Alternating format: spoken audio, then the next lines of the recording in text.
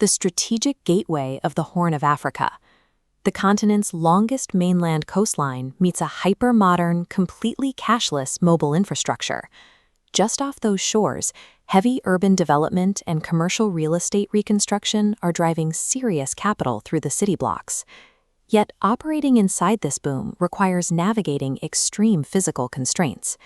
For international professionals, daily life relies strictly on heavily fortified, double-gated compound baselines.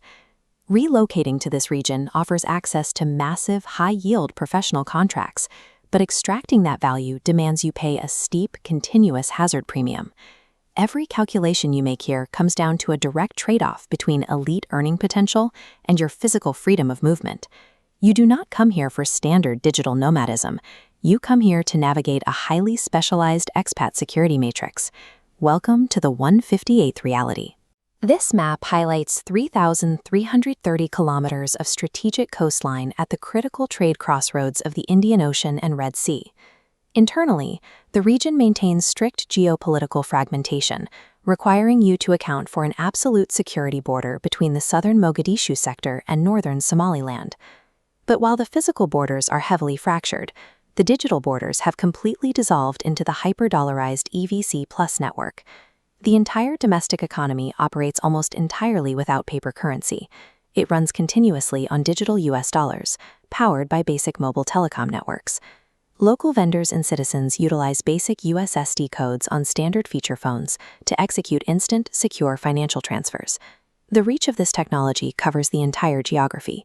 Even remote nomadic camel herders execute 100% of their daily microtransactions digitally, without ever touching physical cash.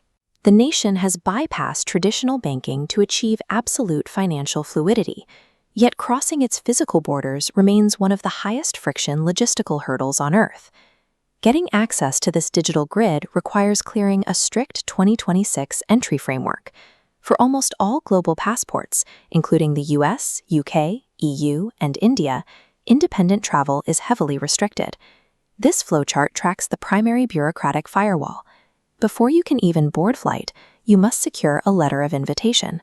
A local sponsor or corporate entity must legally authorize this document. Because of the autonomous split, targeting Somaliland requires an entirely separate, standalone visa, processed exclusively through Hargeysa's frameworks. At immigration, your passport requires 6 months of absolute validity, and officers will check for a printed copy of your return ticket. Once you clear the checkpoints, the friction drops instantly. Bustling street markets and local vendors operate with total, cash-free efficiency. Securing entry guarantees you have legal vetting and corporate backing, but it completely eliminates spontaneous travel. You move with purpose, or you do not move at all. Living here introduces the concept of the hazard premium. First, we establish the baseline cost of standard local living. This chart compares standard local flats, which run a highly affordable $250 to $450 USD per month, against the mandatory expat premium. Modernized 24/7 guarded apartment clusters explode to $800 to over $1,500 monthly, with private security escorts and armored transit fees stacking directly on top of rent. If you operate in zones like Helene, your daily routine requires strict adherence to security blueprints and continuous monitoring of live national threat updates. Moving outside your sector means scheduling pre-vetted private security details and riding in heavily armored vehicles. This level of lockdown isolates you from the deep local hospitality. Simply walking out to a local restaurant for a plate of Bariis Iskukaris, the iconic national rice and meat dish, is entirely off the table. The extreme cost of keeping you safe mathematically defeats standard geographic arbitrage. Casual remote workers will drain their accounts. Only sponsored professionals hold the margins to make it work. The high-tier job market absorbing these costs is driven by massive industrial logistics, starting with heavy maritime shipping and port operations. It is also anchored by a staggering agricultural monopoly. Millions of camels, sheep, and goats are exported annually to supply the Middle East. These sectors, combined with vast tech and NGO grids, require highly specific expertise. They aggressively recruit international security coordinators, logistics architects, and infrastructure engineers. The compensation aligns with the friction. These specialized roles command packages ranging from $4,000 to over $8,500 USD per month. Beyond the security grid, the environment itself tests your endurance. You are managing high-stress logistics through the erratic Ghana and Dare monsoonal rain cycles.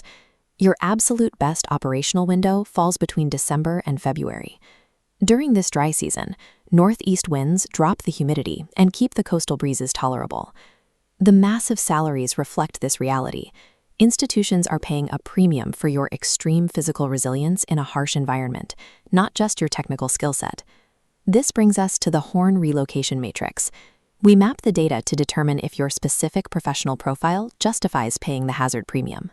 For elite consultants and NGO directors, this is highly viable. Corporate-sponsored letters of invitation and top-tier compensation effortlessly absorb the logistical friction and transit costs.